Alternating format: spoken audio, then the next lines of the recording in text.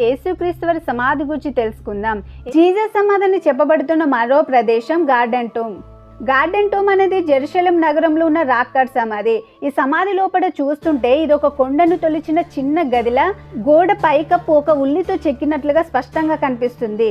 దీన్ని 1867లో British general Charles Jordan కనుగొన్నాడు. అందుకే దాన్ని జోర్డన్ సమాధి తోట సమాధి అని కూడా పిలుస్తారు. యోహాను సువార్త 19:17 ప్రకారం యేసు ప్రభుల వారు కపాలం అని పిలువబడే స్థలంలో సిలువ వేయబడ్డాడు. ఆయన సమాధి సిలువ వేయబడిన ప్రదేశానికి దగ్గరగా ఉంది. కాబట్టి చార్లెస్ జోర్డన్ గారు యేసు సిలువ వేయబడిన ప్రదేశంలో వెదికి ఫైనల్గా ఈ ప్లేస్ని కనుగొన్నాడు. యేసు సిలువ వేసిన స్థలానికి దగ్గరగా హరిమతయ్య ద్రాక్ష తోట ఉంది.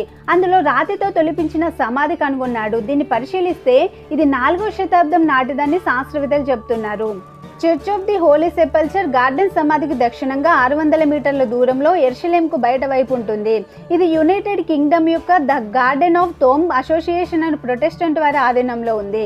బైబిల్ నందు రాయబడినట్లుగా ఇది ఖాళీగా ఉన్న తోట సమాధి.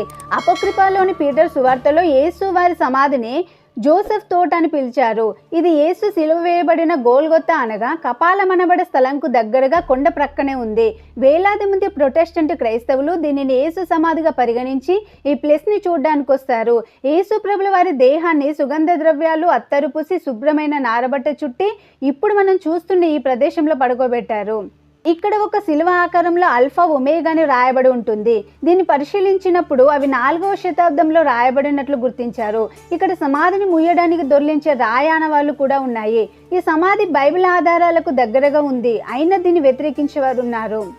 గార్డెన్ సమాధి ఉన్న ప్రాంతాన్ని అధ్యయనం చేసిన ఆర్కియాలజిస్ట్ గాబ్రియల్ బర్కే గారు ఇది క్రీస్తు పూర్వం 7వ శతాబ్దం నాటి ఇనుపయుగం సమాధిని నిర్ధారించారు. అయితే చాలా వరకు బైబిల్లో ప్రస్తావించినట్లే ఈ సమాధి ఉంది. సో ఇదే నిజమైన సమాధిని చాలా మంది నమ్ముతారు.